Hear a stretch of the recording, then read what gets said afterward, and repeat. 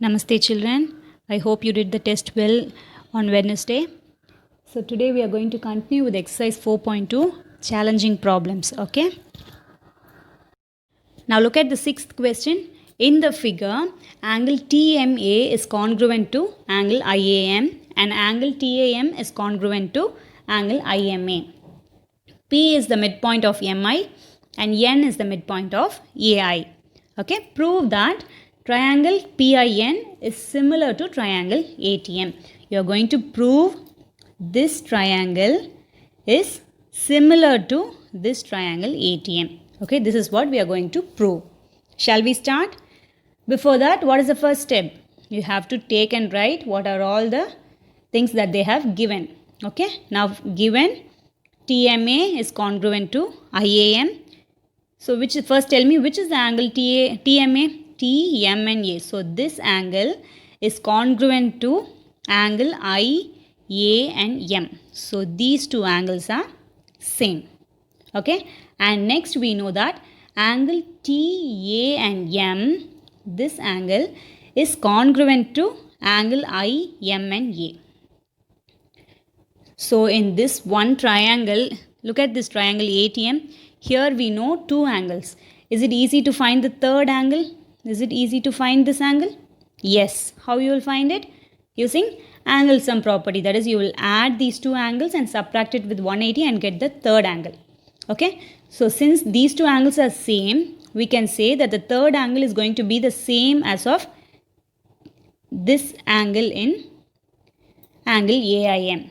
Okay. Now, next, they have also given us P is the midpoint of IM and N is the midpoint of AI. Okay. And using this, we are going to solve these two triangles are similar. Shall we start? First, as I told you, I am going to write the given statement and write the reason as given. And next, ATM, that is this angle T, is going to be equal to I because of angle sum property. Okay. Now the next step is, since we know P and N are midpoints, you are going to write it as IP divided by PM is equal to IN by NA. Okay. Shall we write it? And the next step is, since these two are equal, you are going to consider PN and MA as parallel lines. Okay, that is the next step. And after considering it as parallel lines, can we consider this as a transversal to the parallel line? So what will happen? This angle will be equal to this angle. And same way the corresponding angle here will be equal. Right? And we can say this I is common to PIN and MIA. To both these triangles, I is common and already two set of angles are also same. Okay. Shall we do this? Since parallel and transversal line, we are considering P is equal to M and angle N is equal to angle A. So therefore, we can say this. These two triangles are similar. Okay. And already we know that this triangle ATM is congruent to triangle AIM. Okay. First itself we proved that only, right? These two big triangles are congruent. Congruent means exactly the same values it is going to have. Now this small triangle PIN is going to be similar to AIM. Okay. Since we know these two triangles are congruent, we can say that triangle PIN is similar to triangle ATM. Okay, children? This is how we are going to solve this sum. Now look at the next question. In the figure, PQ is congruent to TS. Q is the midpoint of PR. S is the midpoint of TR. And angle PQU is congruent to angle TSU.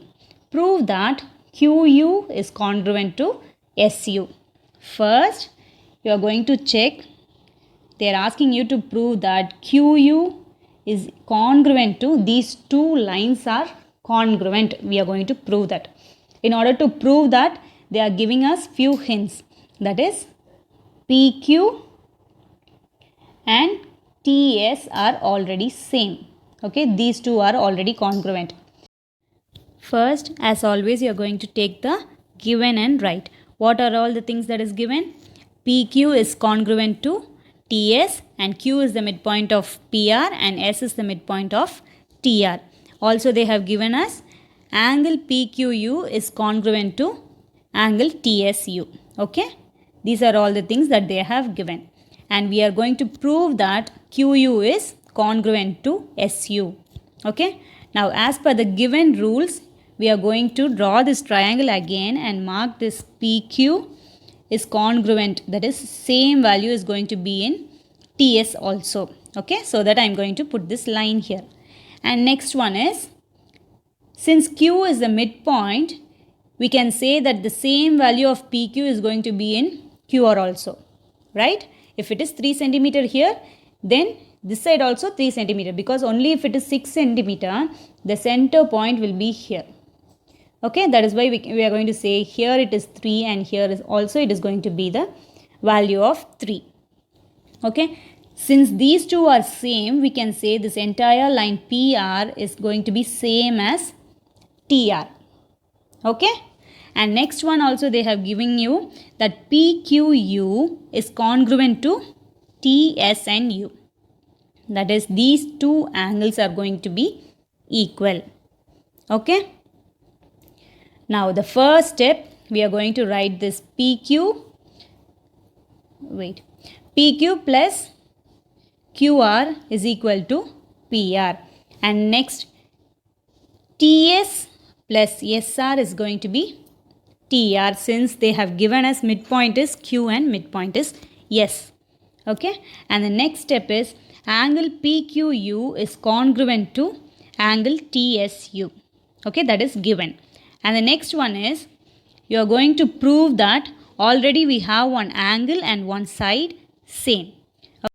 So next we are going to write that angle RP and T, this RPT is going to be congruent to PT and R, because it is having the same side. So when the side is having the same value, what will happen to the angle? The angle will also be same in both the sides. Okay, so we are going to write this angle P is congruent to angle T. So now can you say there is here one angle we have proved it is equal in both, and then one side is equal in both, and then this angle is also equal in both.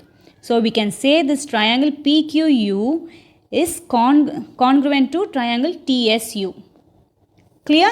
Since these two are congruent means I told you it will have the same measures. So since we have proved it is congruent, we can write that QU is equal to congruent to SU by ASA criteria. Okay, shall we write it like that? Clear, children? Now look at the 10th question. In the figure, triangle TOP is congruent to triangle ARM. Explain why. For this question in our textbook, they have given you the variables as ABC and DEF by mistake. So you have to correct it like this and write. Okay. Now they are telling these two triangles are congruent. You are going to explain why it is congruent. Okay. So first, by looking at this picture, we can say that angle T is equal to, this angle T is congruent to angle M. Okay, that is given. And then angle O is equal to angle R, and both are 90 degrees. Okay. So then what shall we write? Since we know two angles in a triangle, we are going to find the third angle, and by using angle sum property. Okay, so if you are writing the third angle, it is also going to be same in both the triangles, and hence we can say that these two triangles are congruent because of angle sum property. Today's homework, you will solve question number 6, 9 and 10 in exercise 4.2. Okay, if you have any doubts, ask me. Thank you, children.